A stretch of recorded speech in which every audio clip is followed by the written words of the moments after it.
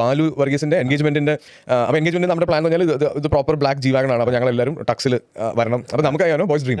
അപ്പോൾ ഞങ്ങൾ ഇതെല്ലാം പ്ലാൻ ചെയ്ത് അങ്ങനെ നിന്നിട്ട് ഞാൻ എൻ്റെ ഡ്രൈവറിൻ്റെ അടുത്ത് ഞാൻ വണ്ടി ഫുൾ ടാങ്ക് ഫ്യൂൽ അടിച്ചിട്ട് കൊണ്ടുവരാൻ പറഞ്ഞു.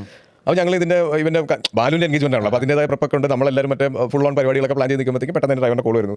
അതേ വണ്ടി പെട്രോളാണോ ഡീസലാണോ എന്ന് ചോദിച്ചു. അപ്പോൾ ഞാൻ ഒരു മിനിറ്റ് നീ എന്താ അടിച്ചതിൻ്റെ അകത്തെന്ന് ചോദിച്ചു. ഞാൻ ഡീസലാണ് അടിച്ചതെന്ന് പറഞ്ഞ് ഒരു പെട്രോൾ വണ്ടിയായി, അതായത് 80 ലിറ്റർ എന്തോ ആണ് അതിൻ്റെ tank capacity. 80 litre full tank diesel അടിച്ച് അവൻ ഓടിച്ച് വരുന്ന വഴി വണ്ടി സ്റ്റക്കായി നിന്നു. അങ്ങനെ വണ്ടി ട്രക്ക് ടോയ് ചെയ്ത് മെർസിഡീസിൻ്റെ ഷോറൂമിൽ കൊണ്ടുപോയി ഇതിൻ്റെതായ പരിപാടികളൊക്കെ ചെയ്ത് 5-6 ദിവസം എൻഗേജ്മെന്റിന് നമുക്ക് ബേസിക്കലി വണ്ടി കിട്ടിയില്ല. അങ്ങനെ 5-6 ദിവസം കഴിഞ്ഞിട്ടാണ് ഈ വണ്ടിയുടെ റിപ്പയർ എല്ലാം കഴിഞ്ഞിട്ട് ഇതിൻ്റെ ഫ്യൂൽ ലൈനൊക്കെ മാറ്റി എനിക്ക് തിരിച്ചു കൊണ്ട് ഡെലിവറി എടുക്കാം. അപ്പോൾ ഞാനാണ് ഡെലിവറി എടുക്കാൻ പോകുന്നത്. ഷോറൂമിൽ പോയി ബാക്കി കാര്യങ്ങളൊക്കെ സംസാരിച്ച് വണ്ടിയൊക്കെ എടുക്കുന്ന നേരം ഒരു 80 ലിറ്ററിൻ്റെ കന്നാസ് അവിടെ ഇരിക്കുന്നു.